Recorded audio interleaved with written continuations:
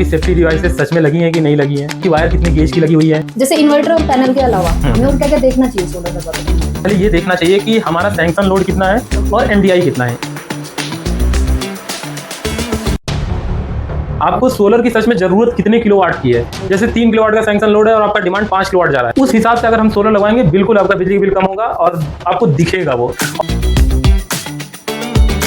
Hello sir, actually Hello. आज हमारी concept power की वेबसाइट पे ना एक कमेंट आया है कि जैसे सोलर पे हम लोग काम करें, बाकी कंपनीज भी काम कर रही हैं, लेकिन कस्टमर का कमेंट है कि जैसे ये ना सिर्फ बेवकूफ बनाने की चीज है, बिजली इससे कम ही नहीं होती क्योंकि उसने अपने घर पे लगवाई, लेकिन हमने जिन भी लोगों को लगाया है उनका तो बिजली का बिल कम हो रहा है। फिर ऐसा क्या रीजन है कि इनका बिल कम नहीं हो रहा? देखिए, मेन होता क्या है कि सोलर लगवाते टाइम हमें बहुत सारी चीजों का ध्यान रखना होता है। ओके। एक तो होता है कि आपकी सेफ्टी डिवाइसेस सच में लगी हैं कि नहीं लगी हैं। दूसरा होता है कि वायर कितने गेज की लगी हुई है, अर्थिंग प्रॉपर हुई है या नहीं हुई है। प्लस नेट मीटरिंग का जो प्रोसेस है, जो जिसमें आपका बिजली का बिल कम होगा, वो प्रॉपर हुआ है या नहीं हुआ है। इन सब चीजों का हमें बहुत सारी चीजों का ध्यान रखना होता है सोलर लगवाते टाइम। सर मेरे कुछ और बेसिक क्वेश्चंस भी है, जैसे बहुत सारे कस्टमर के आए हैं कि हाँ ये वाली क्यूरीज है वो हमारी अभी तक सॉल्यूशन उनको मिलता नहीं है बिल्कुल बिल्कुल। तो वो थोड़ा सा ना आइडेंटिफाई नहीं कर पाते कि कौन सा उनके लिए बेस्ट है। जैसे इन्वर्टर और पैनल के अलावा हमें और क्या क्या देखना चाहिए सोलर लगवाते टाइम?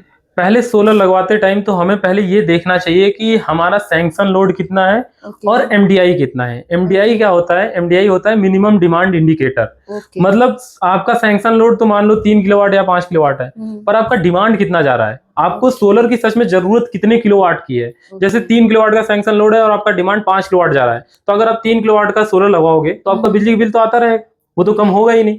तो इस वजह से हमें पहले अपने डिमांड को देखना होता है कि हमारा पीक मंथ में, जैसे मान लीजिए जुलाई अगस्त जो होता है, तो सोलर का सबसे पीक होता है, इलेक्ट्रिसिटी का सबसे पीक टाइम होता है जिसमें सबसे ज्यादा हम इलेक्ट्रिसिटी यूज करते हैं। तो उस टाइम हमें ये चीज पहले मेनली ध्यान देना चाहिए कि हमारा डिमांड कितना है।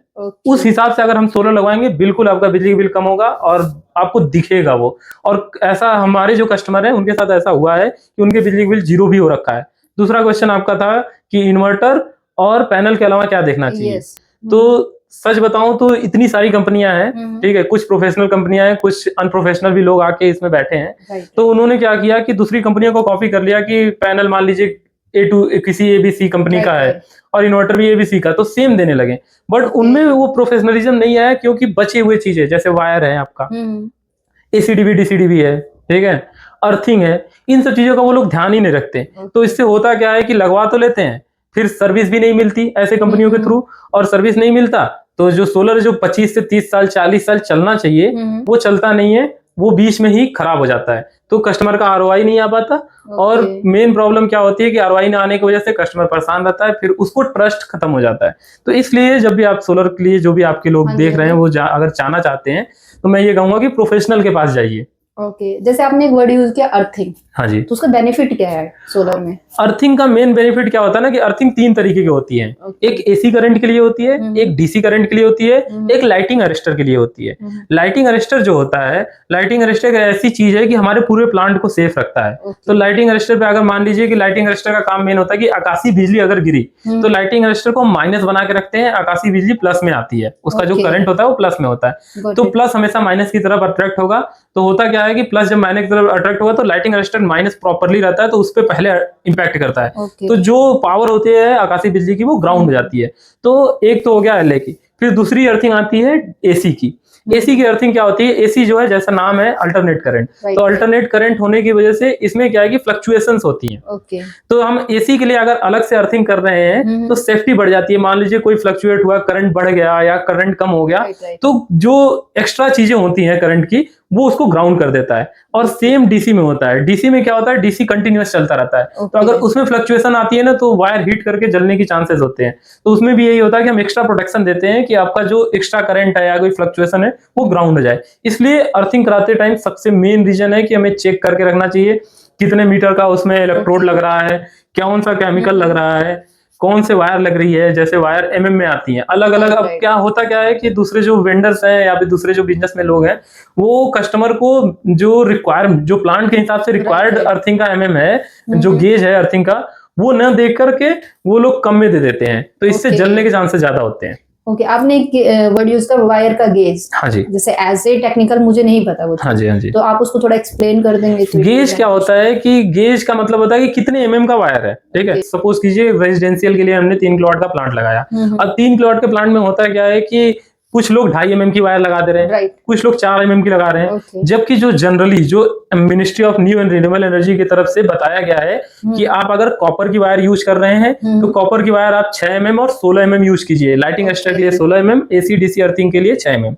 और जो अगर अर्थिंग का अगर एल्युमिनियम का आप कर रहे हैं तो 16 एमएम यूज कीजिए आप एसी डीसी के लिए और 25 एमएम यूज कीजिए आप एलए के लिए। तो होता क्या है कि हमने मान लीजिए लगवा लिया। अब गेज का जो मेन प्रॉब्लम आता है ना कि गेज में होता है कि हीट करने की कैपेसिटी, अब ज्यादा अच्छे गेज का वायर है, अच्छे एमएम का वायर है तो हीट जो ट्रांसफर होती है वो इजी हो जाता है।